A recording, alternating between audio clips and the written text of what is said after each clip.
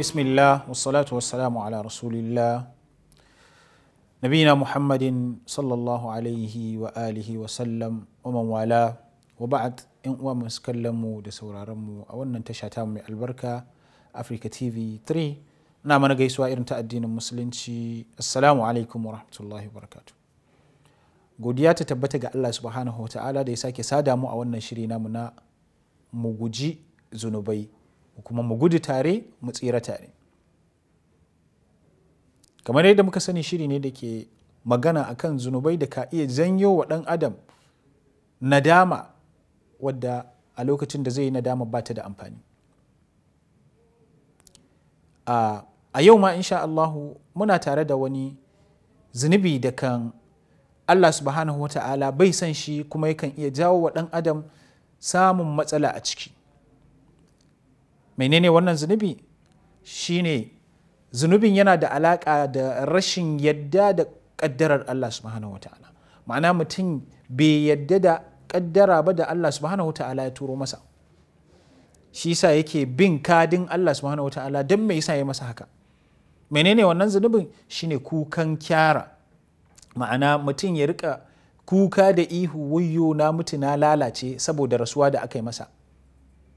Da kuka da ihu da kekketa tufafi ba don komai ba, saboda ya rasa wani da yake so, wani ɗan uwan shi ya bar duniya. To wannan yana daga cikin zunubai da Allah subhanahu wa ta'ala yake magana akan, yayi hani akan shi. Annabi sallallahu alaihi wasallam ya zaburar da mu akai. Kuma wannan zunubin bil akhas ya fi faruwa a cikin 'yan uwa mata.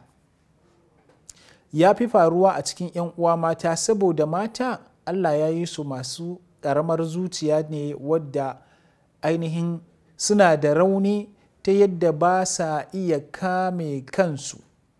Idan wata masifa ta faru musu, sai ka ga ainihin shaidan ya rinjaye su, sun yi wani abin da na farko su saba wa Allah, na biyu kuma su gadarwa wanda suka yi wannan abin don shi ma wani narkon azaban. Domin shi'umcin yin irin wannan kuka ga mamaci, kukan wayyo na mutu na lalace, ba irin kukan da hawaye kawai za su rika zuba ba.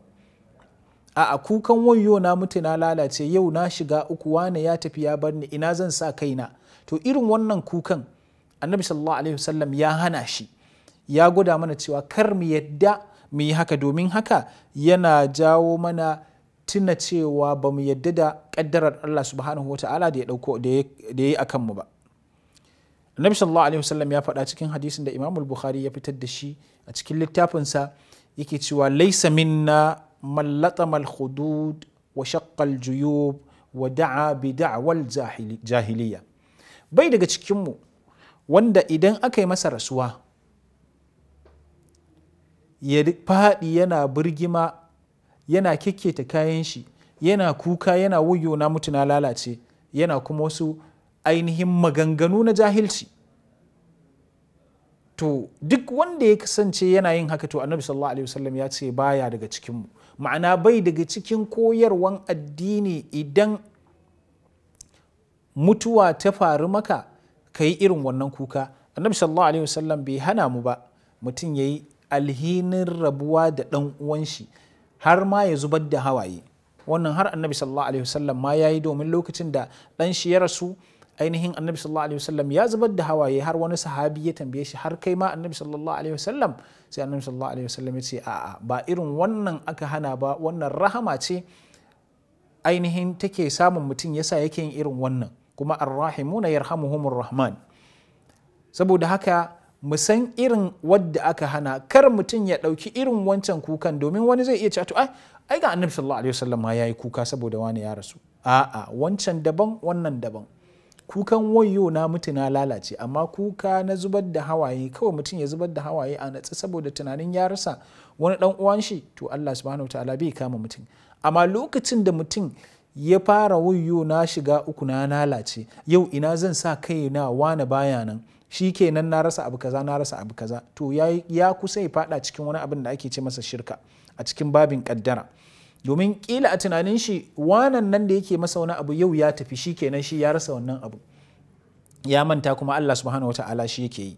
sannan kuma shi'umcin irin wannan kukan yana gadarwa wanda aka yi kukan saboda shi azaba a cikin kabari.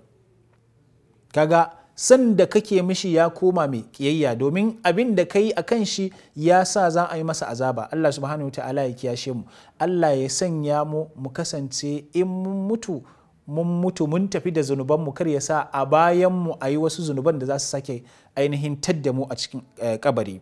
Muna roƙon Allah subhanahu wa ta'ala ya kare mu daga fadawa cikin wannan zunubi, ya kare ainihin al'ummar annabi sallallahu alaihi wasallam daga fadawa cikin wannan zunubi. Za mu dakata a nan gurin insha Allah, sai a shiri na gaba ku tare mu, za mu sake jin wani sabon shirin. Wassalamu alaikum wa rahmatullahi wa barakatuh.